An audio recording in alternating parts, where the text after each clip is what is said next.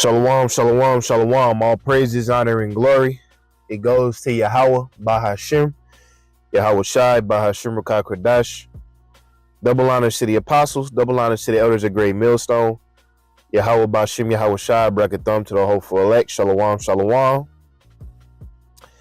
In today's lesson, we're going to speak regarding momentum and pace in the spirit.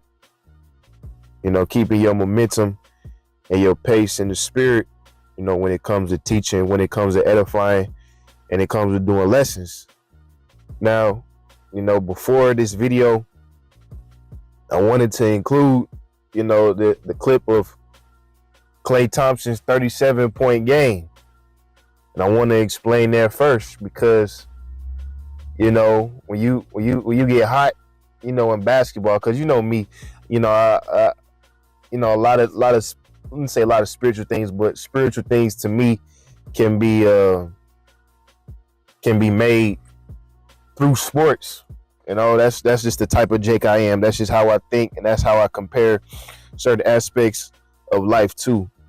And so, you know, this moment here is special on a 37-point game, just because he was hot. You know, that was his night. And you know, once you get that momentum, you know, once you get, you know, that feeling of one shot going down, he didn't stop shooting. He just kept going until until the fucking bell rung. You know, the same thing with like UFC fighters and boxers. Once they get that taste of blood that they really hurt their enemy, they just keep going, man, until they call it quits. And us in the spirit, that's how I look at it. You know, especially when it comes to teaching and edifying. You know, you want to get that momentum early. You know, as far as doing lessons, as far as reading, you know, whatever it is. You know, this is predominantly about staying on fire, man, and continue to teach daily. You know, you gotta build off that momentum of, you know, whatever last lesson you did. Because if you get cold, you know, then sometimes it is hard to bounce back. You know, that's why the longest I can go without doing a lesson is probably about 2 or 3 days. But even in between time, you know, we still doing spiritual things. We still having camp. We still communicating and fellowshipping with brothers. But, you know, when it comes to, you know, personal duties, yeah, like there's only so much that I could do before I feel myself getting cold. You know, and that's not something we want to do. You know, I ain't gonna say, you know, you know, not doing a lesson in 3 days make you lukewarm, but you supposed to be instant, man. Pastor Hall always used to say everybody should be on fire. Should be on fire for this truth. What does that mean? What does it mean to be on fire? Well, look at Klay Thompson. Look at Klay Thompson in the fucking 37-point game. Would you consider that nigga on fire? Yeah, he was on fire. Why? Because the spirit was on him to keep shooting, to keep playing, to keep hooping. And you know what? He ended up getting you know, that's a record for most points in a quarter.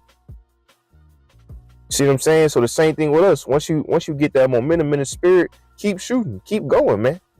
That don't mean you gotta, you know, if it's not in your spirit to do a lesson every day, then, you know, don't push yourself. But eventually, if you keep you know, if you keep flowing in the spirit, if you keep having that seriousness and intensity about what you teach, eventually you're going to be to that level where you're going to be at a lesson a day. Now, if you're not doing a lesson a day, let's say you're doing a lesson every other day, that day you're not looking to do a lesson, you already have it in your mind, like, you know what, tomorrow I'm going to go ahead and do that. And then, you know, you pray for the spirit to give you a topic. And sometimes you do have the spirit of wanting to do a lesson, but you don't have no topic. Hey, just cut on the fucking camera and go, man. You know, this not a thing of overthinking. You know, you don't have to overthink it. You know, everything don't have to be super ultra deep breakdown, man.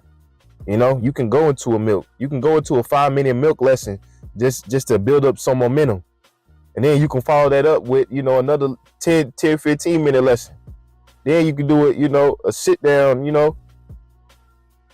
So it's pretty much no excuse for getting cold in this truth. You know, because we all have things going on. You know, brothers got kids, brothers got jobs, brothers got responsibilities. You see?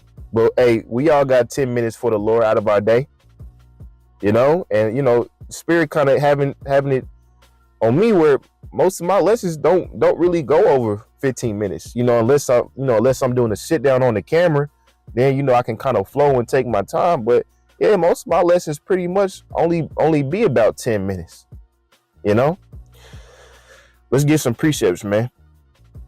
This is Luke chapter 19, verse 46. And this is Yahushua speaking. It says, saying unto them, it is written, my house is the house of prayer, but ye have made it a den of thieves. But it say, and he taught daily in the temple. But the chief priests and the scribes and the chief of the people sought to destroy him. So it say Yahushua was teaching daily in the temple, man. You see? And so we supposed to, you know, try to direct our lives as Yahushua lived to the best of our ability. And that includes teaching. You know, and like I say, if you're a younger brother, you just getting into this thing. But even Pastor Hart said, once you get about 6 months in this truth, you're supposed to be on fire, man. You know, and I don't mean you gotta flood the YouTube with a video every hour. But hey, at a certain point, you gotta have to have an expectation with yourself. Like, you know, no matter what I got going on, I'm gonna get a lesson in today.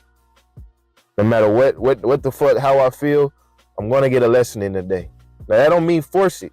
You know, we always don't say don't force the course of the river, but hey, search for the Spirit, pray for the Spirit. You know, see what other brothers in the Spirit is doing, and do a response off of that.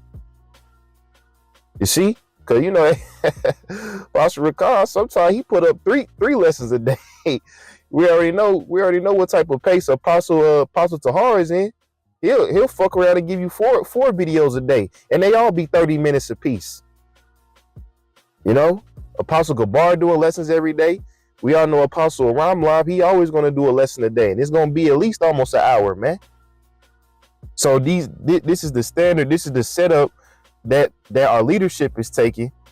So us trickling down to us, if we giving double honors to the apostles and elders and great millstone, and we trying to follow that example, hey, join in, man, because the scriptures say the harvest is plenteous, but the laborers are few. You see? But this is Acts. This is Acts chapter 5, verse 38. This is Gamaliel speaking. It says, and now I say unto you, refrain from these men and let them alone, for if this counsel or this work be of men, it will come to naught. But if it be of the Most High, you cannot overthrow it, lest happily ye be found even to fight against the Most High. And to him they agreed, and when they had called the apostles and beaten them, they commanded that they should not speak in the name of Yahushua, and let them go. And they departed from the presence of the council, rejoicing that they were counted worthy to suffer shame for his name. And daily in the temple and in every house, they cease not to teach and preach Yahushua the Anointed. Daily in the temple and in every house, they cease not to preach Yahushua and the Anointed, man. So that's the type of fervency.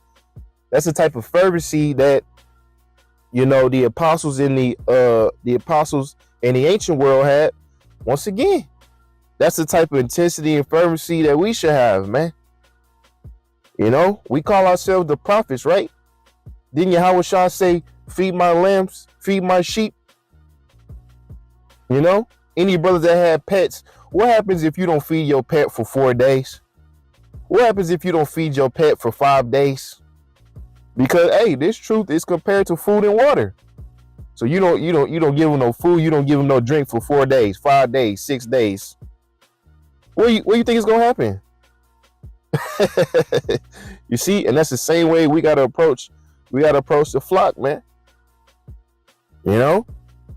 Now, you know, if you thinking this truth gets redundant, you know, gets redundant, you ran out of topics, hey, switch it up, you know? That's what I tell the younger brothers out here. Like sometimes you got to do your, you know, screen recorder lessons, but sometimes, you know, you may catch a spirit doing a camera lesson. You know, me, you know, I try to go out and do an on location lesson every Sunday. But at least having that routine already puts me in the mindset of saying, okay, what am I going to talk about for my Sunday lesson? I'm already thinking, I'm already premeditating, you know, and praying for the spirit to guide me. So what I'm going to do for that, that's continuing the momentum. The last thing you want to do in the truth is get sluggish. Once you slow down, you know, it's not always guaranteed that you can bounce back from that. And that's a scary thing, because I've seen men do, you know, go from 3 lessons a week, 2 lessons a week, 1 lesson a week, 1 lesson every other week, 1 lesson a month, and then they're gone. And that's a scary thing, and that is a possibility for brothers in the truth. You know, let's get this. We're gonna do a little word search before I get my last precept. We're gonna get a little word search on diligence. Let's define that word first. On my iPhone, that. Let's define the word diligence.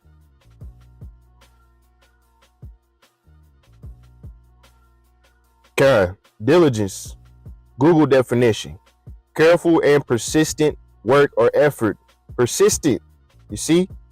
Merriam-Webster. Diligence: a steady, earnest, and energetic effort, devoted and painstaking work and application to accomplish a undertaking.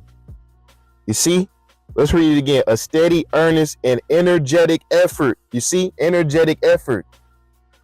You know, don't cut on the camera if you don't feel yourself in the spirit. And when you do get on the camera, hey, put your soul into it, man. Put your life into the lessons, man. You know, you ain't always got to be monotone. You know, but you ain't got to do nothing extra easier. But you know, once again, like I say, bring life into what you're doing, man. Bring that enthusiasm what you're doing. But going back to the word search, diligence.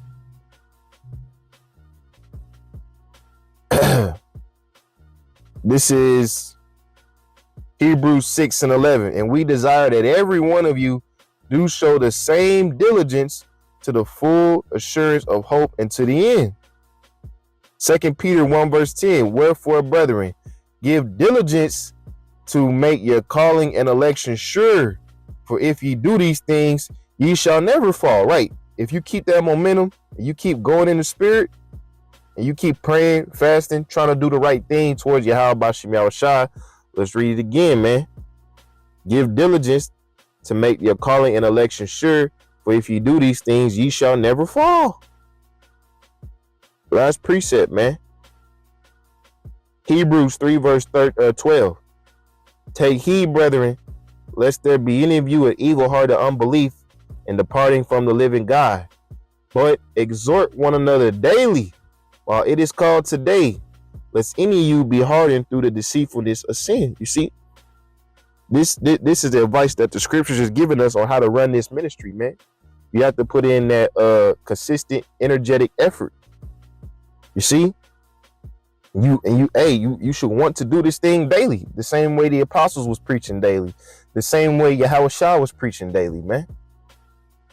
With that, Lord willing is edifying, all praises, honor, and glory. It goes to Yahweh Bahashim, Yahushua Bahashim B'Kah Kodash. Double honors to the apostles, double honors to the elders of Great Millstone.